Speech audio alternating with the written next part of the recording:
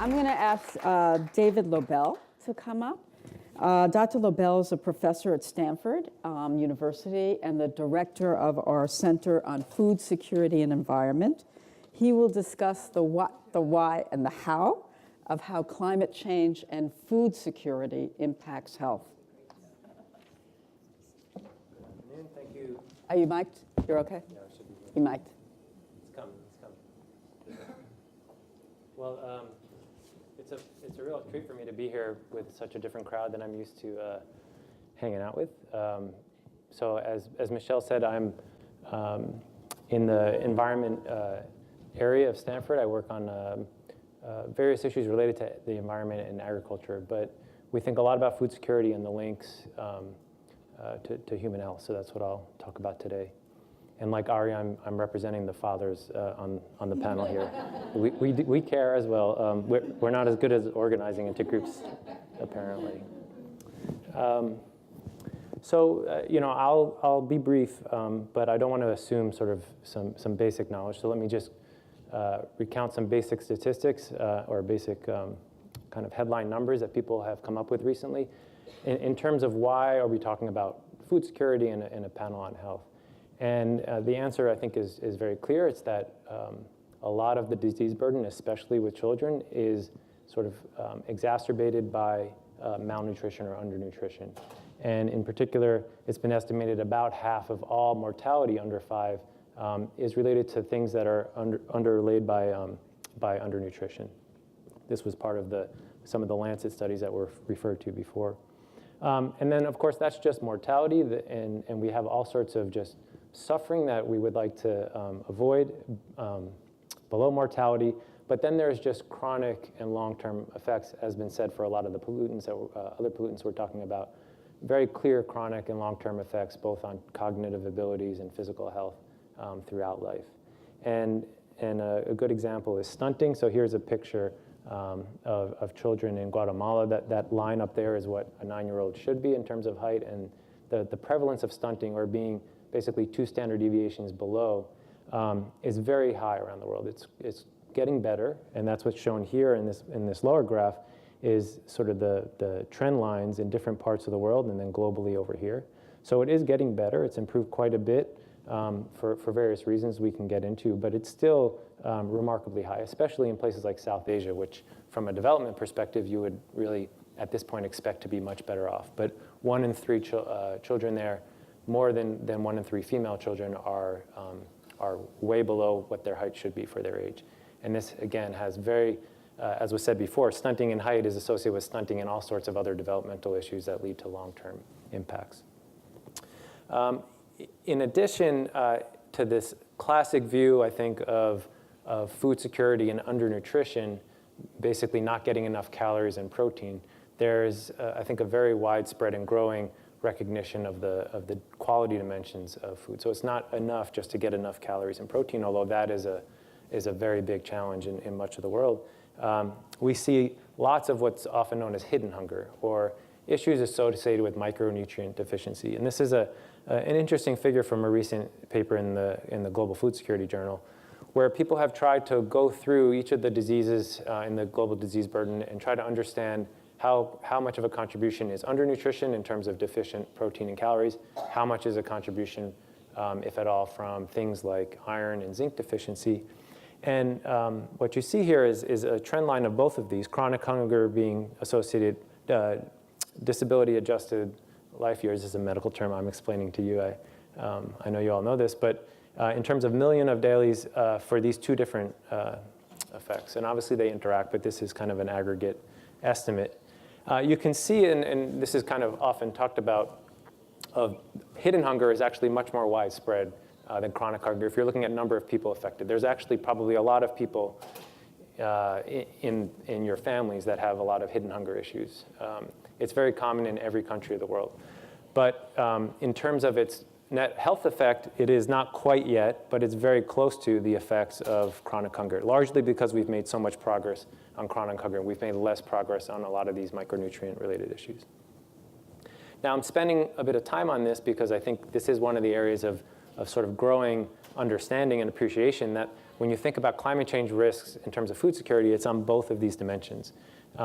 One, in terms of the decline in calorie availability and protein availability, and access. So in food security, we know it's not just about producing the foods, but also about making sure people have the ability to access the food through incomes or other means, social safety nets, for example. And then there's a real concerns about the decline in the nutritional quality of foods.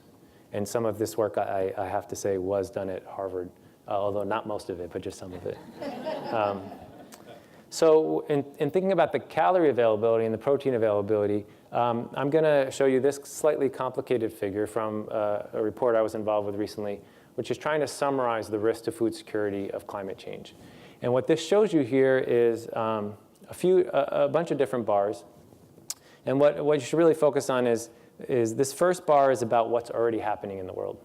Climate change is not something for the future. It's been mentioned several times. We know it's happening. It's been happening in some regions more than others in terms of agricultural systems being impacted. And the rest of the four are for the future. And what these bars show is for all the studies that have looked at in different places, in different cropping systems, what are the actual effects already occurring, or what are the effects we anticipate? What is their estimated impact? And you'll see a couple of things here. One is that, and this is the sort of the median study. This is sort of the most optimistic study, most pessimistic in terms of different, these aren't necessarily for the same places. This is just summarizing the bulk of evidence. And what you'll notice is, obviously there's a spread. There are some places that have and will benefit from the combined effects of CO2 going up and climate changing. And this is because, unlike humans, CO2 has a very direct effect on crops. It's generally a beneficial effect on crops. But it turns out that in most places, the associated climate changes with that higher CO2 are more than enough to offset that benefit. And you see in most places a negative effect of climate change. This is for the tropics. This is for the temperate regions. This is studies that do and don't consider responses that people might make, like if it gets warmer, maybe I'll plant a different crop or a different variety. And again, what you should see overall is that the bulk of the impacts are negative, even with this positive effect of CO2, and even when we look backwards in time. That even for these modest amounts of warming, we see generally negative effects when we look. And we could talk about the ways we do this, but there's lots of different ways of trying to assess these things. It's not, it'll be familiar to those of you in the epidemiology crowd. Here's another way of looking at the projections, which is maybe a little bit easier to digest. Red here is bad, blue is good. And the intensity of the color is indicating a severity. So really red is really bad. This means like half of your productivity is lost because of the adverse climate changes. And what you see is that in the very short term, there's kind of a balance between the two. Some places are benefiting. These are largely like Northern Europe, Northern Russia, China, things like that. And I'll get into a little bit of the geography in a second. But then as you go forward, basically the winners shrink and the losers grow. And this is something that is really seen in lots and lots of studies. So it's a very robust understanding on the calorie and availability side. Now, geographically, as I just mentioned, one of the really distinct features is that the impacts tend to be worst in the tropical countries. And this is not to say that impacts aren't bad in some very important temperate areas. And this is just one estimate from a World Bank study. But it's generally seen that a big part of the Corn Belt in the US, for example, is negatively affected. And you got a sense of that in 2012 when we had a big drought and there was like a 30% loss of yield. But by and large, because the tropics are more warm to start with, generally more burdened with climate stresses, especially in the subtropics, you get most of the negative impacts occurring there. And this is the area of the world, as most of you know, where most of the undernutrition and malnutrition is occurring. And so even though you might imagine even in the short term that the aggregate of benefits are maybe slightly negative, that there's some positive effects, some negative effects, on balance maybe it's slightly negative, the fact is that the food produced in Europe is only useful to some extent outside of Europe. Food produced in Australia does get exported, although Australia here is in a negative scenario. When you have smallholder farmers who are among the most prevalent of the food insecure around the world, if their yields and their productivities are getting hit, not only is it affecting the food availability, but it's drastically affecting their incomes. And so the fact that you've got these really geographic disparities and impacts means that it's even worse for food security than you might imagine from the global picture. There's actually surprisingly little estimates of how bad is it for stunting, say. There have been some estimates that stunting could go up by as much as, say, 20 to 25% relative to what it would be without climate change. But generally speaking, when productivity of agriculture is hit, everything downstream of that becomes more expensive, and more expensive food means more difficulty of accessing it. Now, on the quality side, here's a nice summary of a bunch of experiments that have been done where you see the content of things like zinc, iron, and other elements in different crops around the world. And these phytates are actually what we consider anti-nutrients, so they are also important to track because as they go down, that actually counteracts some of the negative effects of things like zinc and iron going down. But what you see across the board, especially in C3 crops, is that you get a loss of the nutritional quality of food as CO2 goes up. There are various mechanisms in play here, but it's a very robust finding seen again and again. And what has been done recently by a group I was involved with at Stanford is to take these kind of estimates and look at what kind of disease burden does that translate to. And so this shows you the per capita additional disease burden associated with just the declines in zinc and iron concentrations out to 2050. And the scale of this color bar is not showing up here, but you can, maybe we can go to the next slide in terms of seeing the units. What this shows you here is a measure of how much the burden is. This is actually not the overall burden, but this is how much the burden would be reduced by reducing the amount of CO2 emissions. So there's a huge additional burden from the higher CO2 and the climate changes associated with it. And then this shows you if you basically met the Paris agreements, about a ton per year per person. Now, is that a lot or is that a little? Well, if you look at the typical footprint for transport per person, it's about 7 tons per year. And so I like to remind students that, yes, what you eat is important, but probably how you drive to the store, for example, how often you go, is probably more important. And how we decide to move ourselves around across the world or even across town is quite important. If you look sort of at a more aggregate level, this is another just nice snapshot of current emissions, that about 65% of emissions are related to fossil fuel use. So all the coal emissions we've been talking about as having really strong co-benefits for health by reducing the coal emissions, methane emissions, et cetera. Then you've got this 11% associated with deforestation. And that, again, has come down as a percent over time. You have this methane and nitrous oxide, which together is about 22. And I said agriculture is about half of this. Agriculture really doesn't, the energy used in agriculture, the fossil fuels in agriculture is not really a big deal. It's really about the methane and nitrous oxide. So yes, we can reduce these largely through our choices about meat, and our choices about how efficiently we fertilize and policies to really subsidize and incentivize, whatever word you want to use, more efficient use of nutrients. But I want to just end by pointing out this deforestation number, that we have to be careful as a community what we advocate for or what people argue for, because I think there is really a dilemma here, especially from a health standpoint, is I think people are quick to jump towards let's do the organic food, low fossil fuel inputs, low use of chemicals, better health.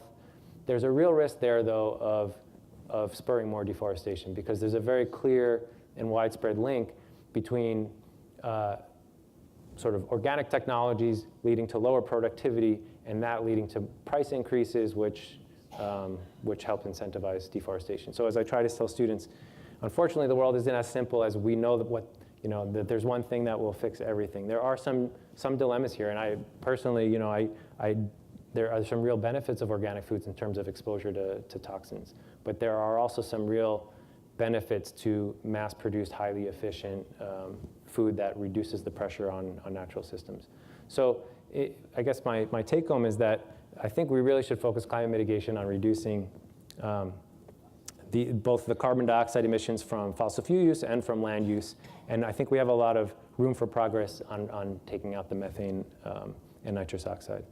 So with that, I will, right on time. Thank you.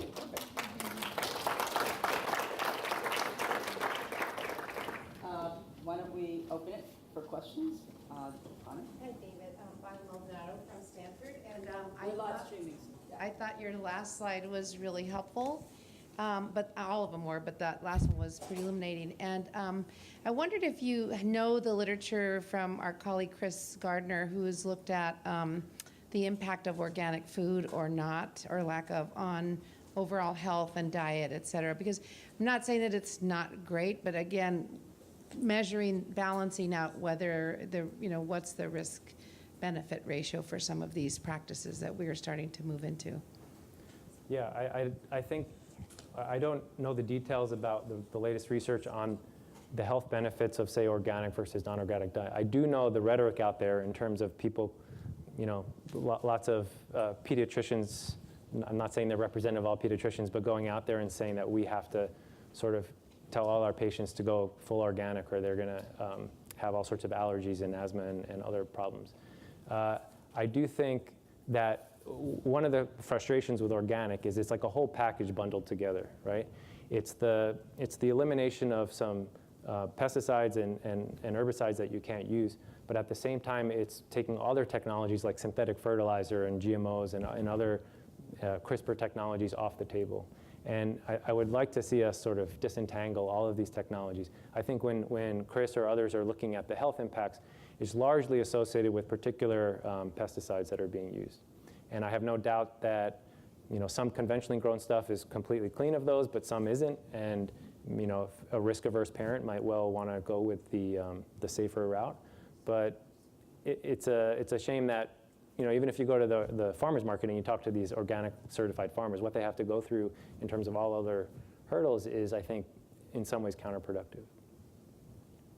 Yes. Can you identify yourself too, again? Okay. Yeah.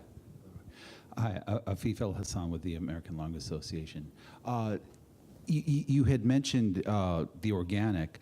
When I was young and you go to the supermarket, there were some staples there, but now if you go to Costco, you have every food on earth and extremely exotic foods. And when I sit there looking at the dehydrated coconut and all the other crazy things that I don't remember seeing in my childhood, is the abundance of variety also really hurting the environment? Because it must, for the number of things and the variety of things that are available to the consumer. Any comment on that? Well, I do think that there's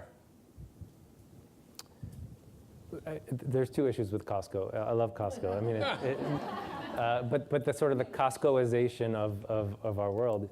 One is that, well, it reduces trips to the store, so maybe that's a good thing in what we were talking about. But it also tends to sort of increase waste, right? If you're buying very large quantities. And waste is a sort of it's a lose proposition for all sorts of reasons. I think the environmental impacts of long distance transport are not that big. They're surprisingly small.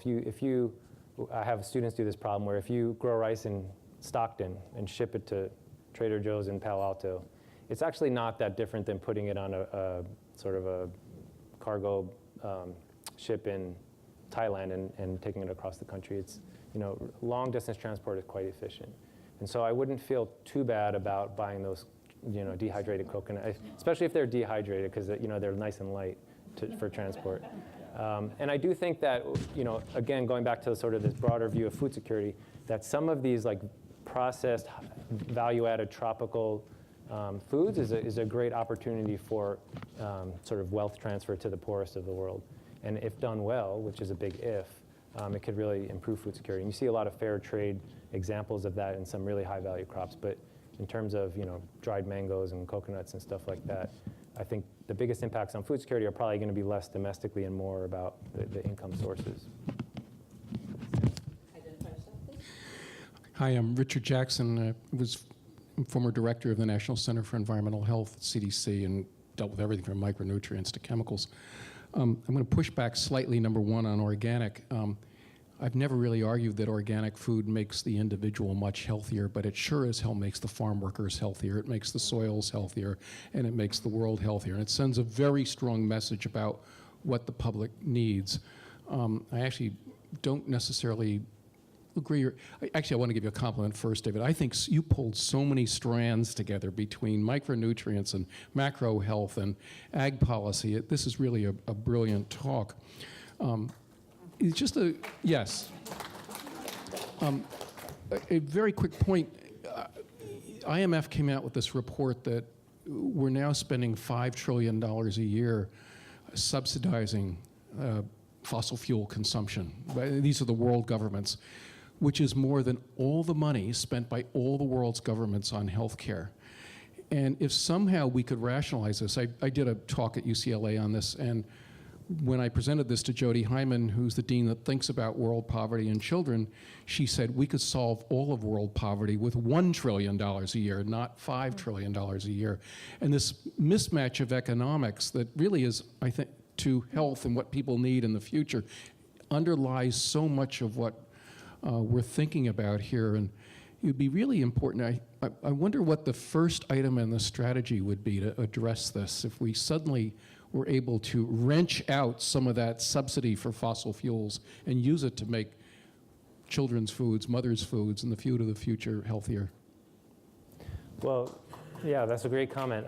It's a staggering statistic. I had never heard that put that way. It is incredible. Yeah. IMF about a year ago. Yeah, that's amazing. I think that our food system has some real problems, and I think it's the situation where you don't want to throw the baby out with the bathwater. I think there's a lot of sort of anti-science in the food debate, and I think we need to be pro-science. And I think if you look at a lot of the conventionally grown stuff, it is trending towards what we would think of as organic. It is trending towards more efficient, precise applications of chemicals. Not taking it to zero, but taking it to a much reduced level. More recognition of the workers' health and things like that. But it is the case historically that there have been some pretty bad examples out there. And when you look at, again, as I was saying before, organic systems feel like there are certain risks that are just taken out of the equation when you go to organic. And maybe worker exposure to really bad chemicals is high on that list. But I'll give you a counterexample, which is transgenics. They're sort of not allowed in organics. They're viewed as really problematic, and it's partly because they're associated with the increased use of glyphosate around the world. But they're also, in terms of the BT traits, which are the sort of most successful, I would say, trait of transgenics, there's been study after study showing that when these BT varieties were introduced around the world, the incidence of pesticide poisoning went dramatically down in the worker populations because they're no longer spraying cotton 15 times a season because the plant is expressing. And so, I basically am agreeing with you in the spirit, but I think we have to guard against sort of a going backward as opposed to pushing more science, but with better recognition of all of the costs that are associated with our system. Just a slight pushback. This is great. This is what panels are supposed to be. And I don't mean to be a wise guy here, but I can't help it. She did call you. When they do the cost benefit of glyphosate being used, I mean, it's the most used chemical in the world. Yeah. It's almost always for. Oh, it's Roundup. I'm sorry. Yeah. But it's incredible how much is used, and the neonics that are used are really extraordinarily worrisome in terms of pollinators and more. The cost benefit's done for the grower. It's done at that economic level. It's not done for the consumer. If you put vitamin A in the rice in a place that people have xerophthalmia and they, vitamin A deficiency, good for you, but God help me, I don't really want to have glyphosate in my kids' Cheerios. Thank you very much.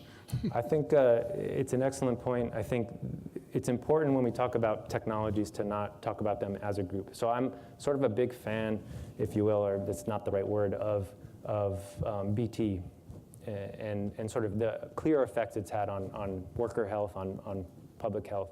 I think that glyphosate or Roundup is a real tricky one.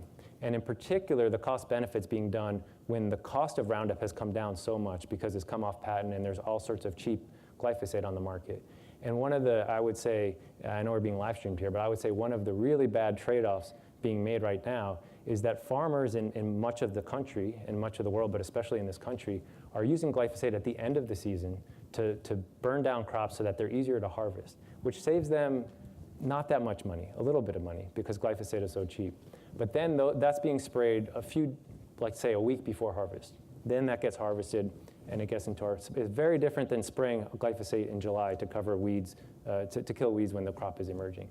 And because glyphosate will then have 3 months to get out of the crop system. So I think we have to be specific about this, but there are some really bad cost-benefit trade-offs going on right now that are opportunities for fixing. We can expand. I would like to talk a little bit more about this in the panel when they come back up. Yeah, thank you.